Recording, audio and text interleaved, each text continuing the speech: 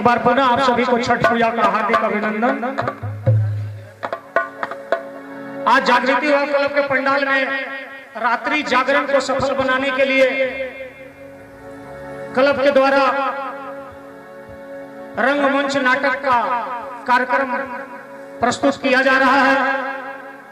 हम बताते चले कि इससे पूर्व में भी क्लब के द्वारा ऐसे कई कार्यक्रम आयोजित किया जा चुका है, जिसमें अब तक राजा हरिश्चंद्र, राजा मोरध्वज, राम हनुमान युद्ध, जमींदार का युद्ध, ज्वाला जादूगर जैसे कई नाटकों का यहाँ पर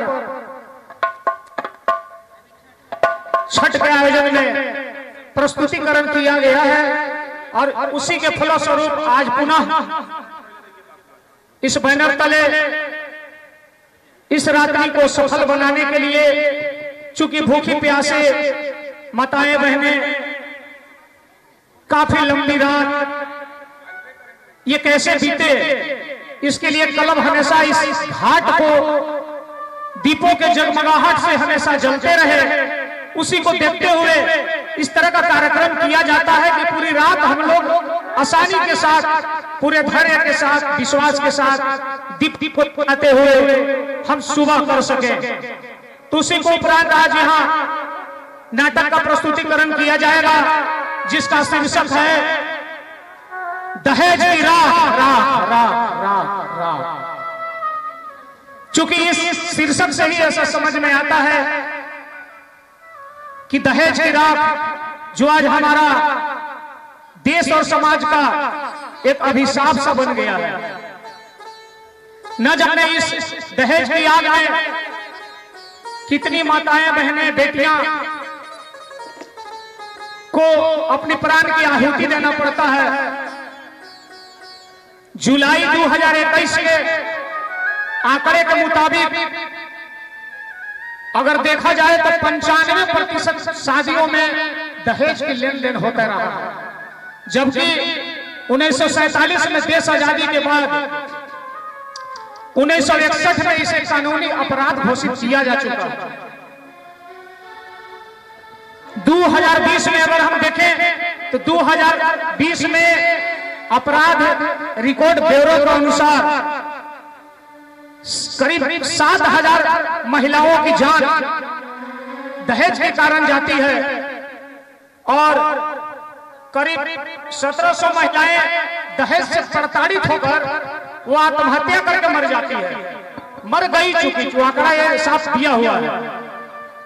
अब कितनी दुर्भाग्य की बात है कि जिस देश में नारियों की पूजा होती है उसको सम्मान दिया जाता है, यहां तक कि जब पर्व त्योहार आते हैं तो उनके चरणों को पूजा जाता है। और वैसे देश में बताइए उस नारी के महत्व को लोग नहीं समझते हैं। और आज हम ऐसे चैनलों के माध्यम से, न्यूज के माध्यम से देखते हैं, सुनते हैं, एकदम शर्मसार कर देने वाली, दिल दहला देने वाली घटनाएं हमें सुनने और देखने को मिलती है।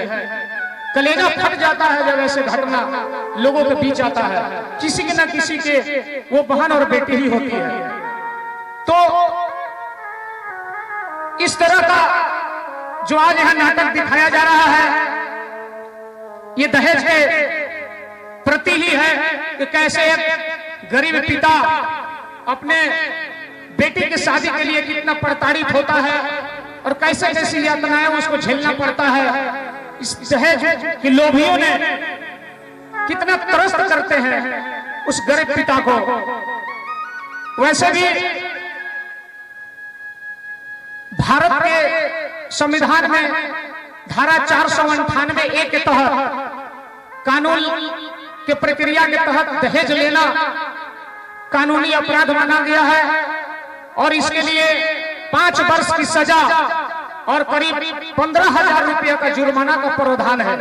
देखिए कितनी कड़ा नियम इसके साथ लगाया गया है हमारे संविधान में, लेकिन शायद हम समझते हैं कि इसका सही तरीका से उपयोग नहीं होता, चाहे कारण जो भी रहा हो।